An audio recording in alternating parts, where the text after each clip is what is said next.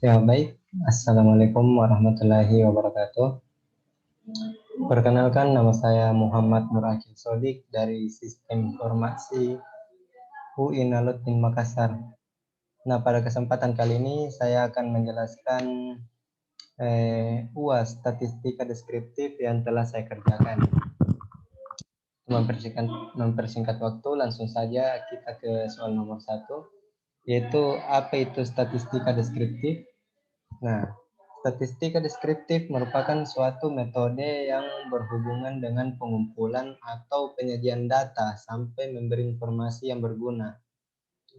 Nah, soal kedua, data statistik dikenal dua kategori, yakni data kualitatif dan data kuantitatif. Sebutkan dan jelaskan dengan contoh perbedaan keduanya. Oke, baik. Nah, data kualitatif merupakan data bisa juga disebut data naratif. Data naratif adalah data dalam penelitian yang menjelaskan suatu fenomena berdasarkan hal-hal yang umumnya tidak dapat dihitung. Oleh karena itu, data ini disebut data kualitatif karena berdasarkan kualitas dari suatu objek atau fenomena. Contohnya, orang Indonesia lebih tinggi daripada orang Jepang. Nah, sedangkan data kuantitatif adalah jenis data dalam penelitian yang dapat diukur, dihitung, serta dapat dideskripsikan dengan menggunakan angka. Nah, perbedaannya dengan data kualitatif yaitu jika data kualitatif itu tidak dapat dideskripsikan, dia hanya berdasarkan kualitas dari suatu objek atau fenomena. Sedangkan data kuantitatif bisa diukur, dihitung, serta dapat dideskripsikan dengan menggunakan angka. Terus soal yang ketiga itu data berdasarkan tingkat pengukuran dikenal istilah data nominal, ordinal, interval, dan rasio. Jelaskan perbedaan masing-masing dengan menyebutkan contoh-contoh data masing-masing. Nah, data nominal. Nominal merupakan skala pengukuran yang paling sederhana. Data ditetapkan atas dasar proses penggolongan. Data bersifat membedakan. Angka-angka yang digunakan ini hanyalah sebagai kategori dan tidak mempunyai makna dan tidak bisa dipergunakan untuk perhitungan secara matematis. Contohnya, jenis kelamin laki-laki dan perempuan, agama, dan lain-lain. Kemudian ordinal. Ordinal merupakan data yang disusun atas dasar jenjang dalam atribut tertentu. Nah, skala ini didasarkan pada ranking. Skala pengukuran ordinal ini dapat digunakan dalam menentukan ranking suatu kelompok tertentu. Contohnya, dalam pengetahuan klien tentang COVID-19. Nah, 1 itu sama dengan kurang, 2 sama dengan cukup, dan 3 sama dengan baik. Kemudian interval. Skala ini menunjukkan jarak antara satu data dengan data yang lain dan mempunyai bobot yang sama. Dalam skala interval, hubungan tata urutan dan jarak antara angka-angka itu mempunyai arti. Contohnya, pengukuran suhu badan dapat membentuk variabel interval jika 3 buah objek A, B, dan C berturut-turut memberikan suhu dengan skala interval. Skala interval ini sudah benar-benar angka dan sudah dapat menerapkan semua operasi matematika serta peralatan statistik. Kemudian rasio. Skala rasio hampir sama dengan skala interval. Yang membedakannya adalah skala pengukuran rasio memiliki nilai 0 mutlak dan jarak yang sama, sedangkan interval tidak. Nah, nilai 0 mutlak ini artinya adalah nilai dasar yang tidak bisa diubah, meskipun menggunakan skala yang lain. Pengukuran dari skala rasio misalnya tinggi badan dan berat badan. Nah, contohnya berat benda A adalah 60 kg, sedangkan benda B adalah 90 kg. Maka dapat dikatakan bahwa benda B 2 kali lebih berat dibandingkan benda A. Nah, contoh lain dari rasio yaitu adalah umur, kadar glukosa, kadar puasa, kadar oksigen, dan lain-lainnya. Kemudian kita masuk ke contoh ke soal nomor 4. Berdasarkan dispersi data dikenal istilah mean, modus, median, range, dan varian. Varian dan standar deviasi. Jelaskan dengan contohnya masing-masing. Nah, yang pertama itu mean. Mean adalah nilai rata-rata dari beberapa buah data. Nilai mean dapat ditentukan dengan membagi jumlah data dengan banyaknya data. Nah, cara penyelesaian dari mean yaitu cari dulu nilai rata-rata menggunakan rumus data tunggal berkelompok.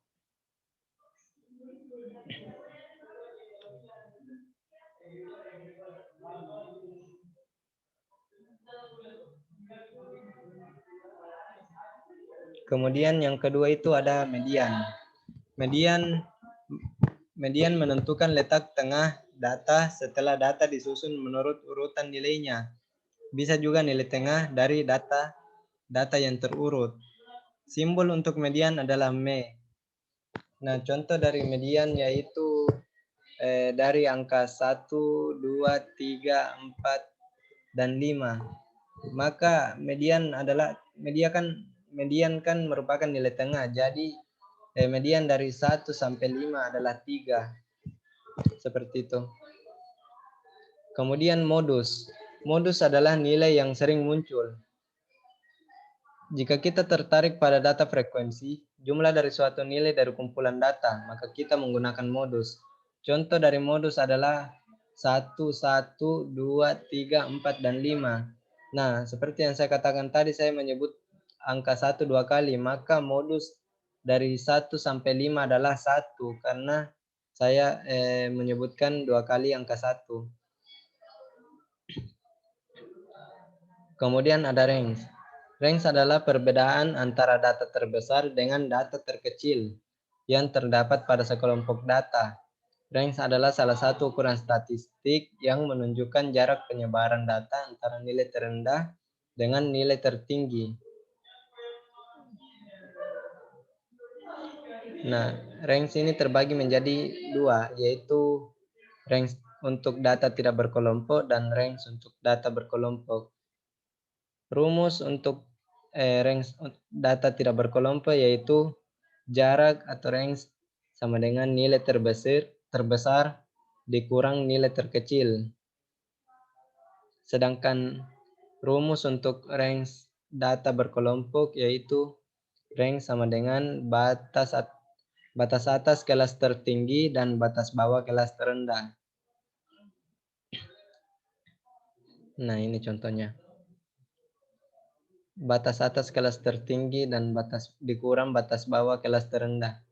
Dari tabel berikut dapat disimpulkan bahwa 878 yang kelas tertinggi, kemudian dikurang batas bawah kelas terendah yaitu 160, maka dihasilkan 718. Kemudian ada varians dan standar deviasi. Nah, varians dan standar deviasi adalah sebuah ukuran penyebaran yang menunjukkan standar penyimpangan atau deviasi data terhadap penyimpangan rata-ratanya. Varians adalah rata-rata hitung deviasi kuadrat setiap data terhadap rata-rata hitungnya. Nah, varians dan standar deviasi juga terbagi menjadi dua, yaitu data tidak berkelompok dan data berkelompok. Untuk rumus standar deviasi yang tidak berkelompok yaitu seperti ini.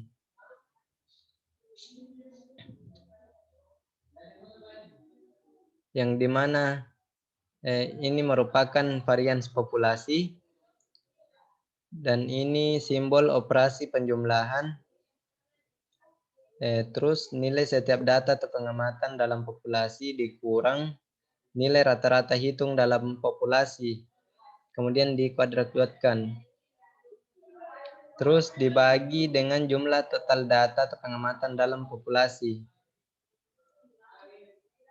Sedangkan rumus untuk data berkelompok yaitu varian sampel di pangkat 2 sama dengan simbol operasi penjumlahan, jumlah frekuensi setiap kelas, kemudian dalam kurung itu nilai setiap data atau pengamatan dalam sampel dikurang nilai rata-rata hitung dalam sampel, terus dipangkat 2 kan.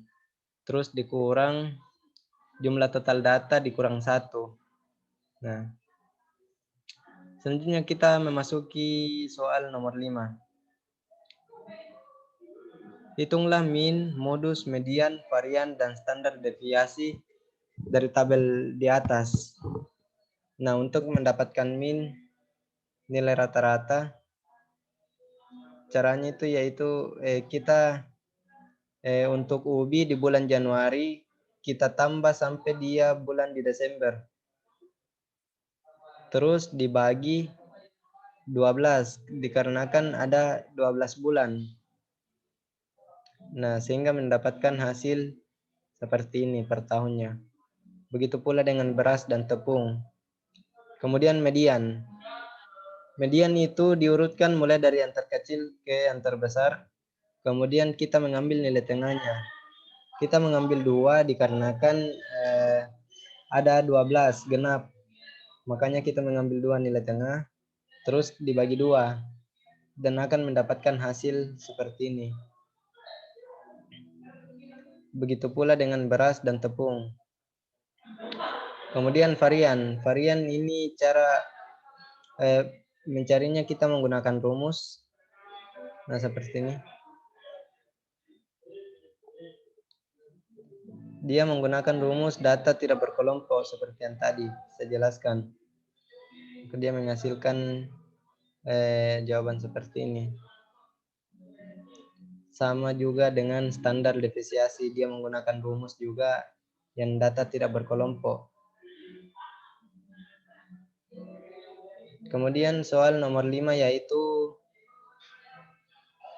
buatlah diagram batang dan daun sesuai data.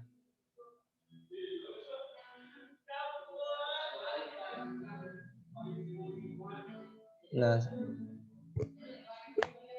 cara membuat diagram batang itu saya menggunakan Microsoft Excel untuk lebih mudahnya.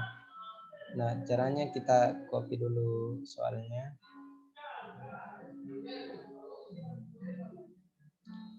Kita copy seperti ini.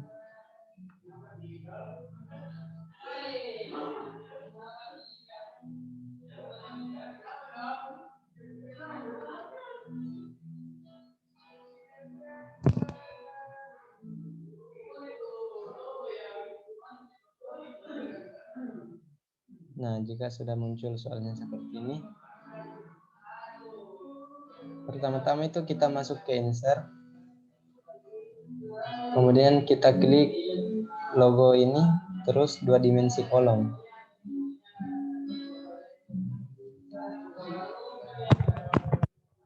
Nah, setelah muncul kolom seperti ini, kita klik select data. Nah, terus kita klik add. Terus klik UBI. Terus klik ini. Dan kita bold dari UBI bulan Januari sampai bulan Desember. Nah, terus klik OK. Nah, kita lakukan berulang kali sampai di tepung. Kita klik beras lagi. Klik ini. Bold lagi dari bulan Januari sampai bulan Desember. Oke. Tambahkan lagi tepung. Bold bulan Januari sampai Desember. Nah, setelah selesai, kita klik yang di sebelah sampingnya lagi nih, edit. Nah, kita klik bulan Januari sampai bulan Desember. Nah, terus OK. Terus klik OK. Nah, jadi.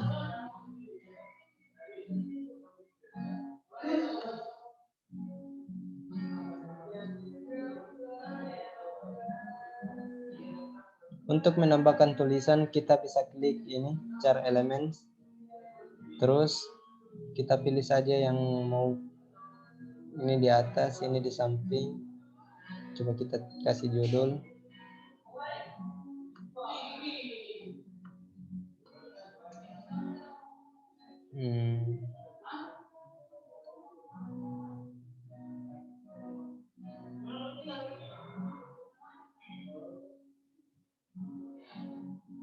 grafik batang harga, grafik batang harga produk atau pangan.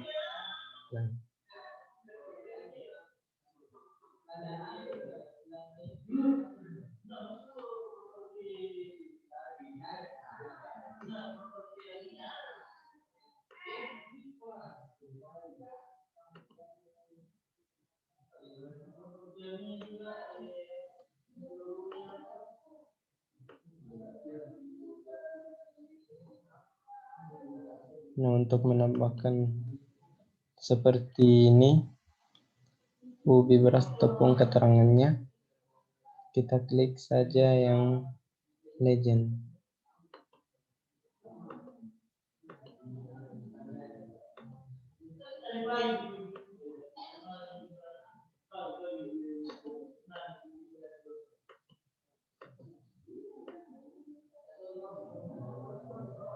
Nah, sudah jadi seperti ini teman-teman.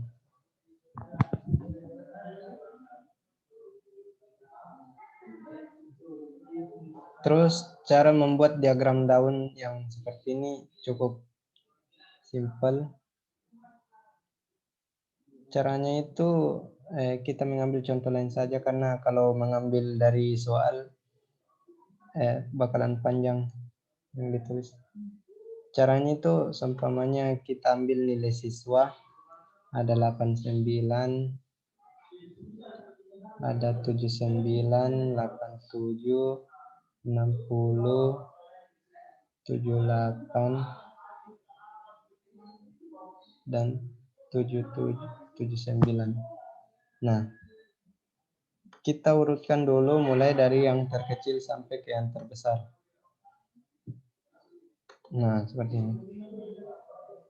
Setelah selesai, kita lihat angka yang terkecil yaitu 6.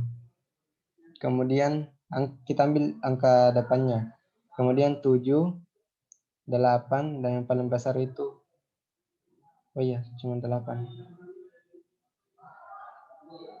Kemudian kita ini dinamakan batang. Nah, untuk membuat daunnya,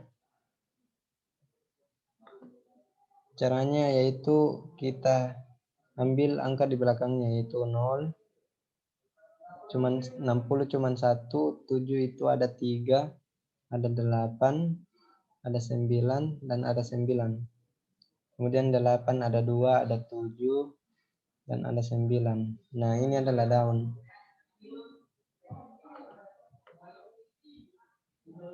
Nah,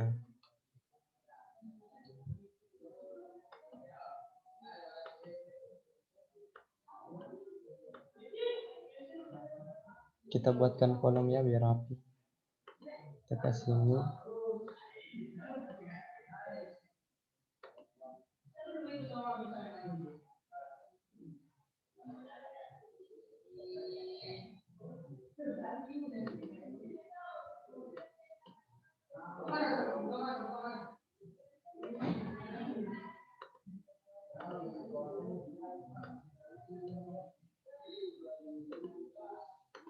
Nah, jadi kurang lebih diagram daun itu seperti ini ya.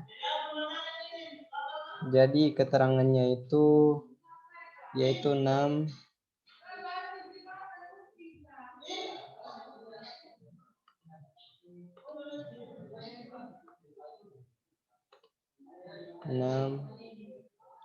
0 adalah 60.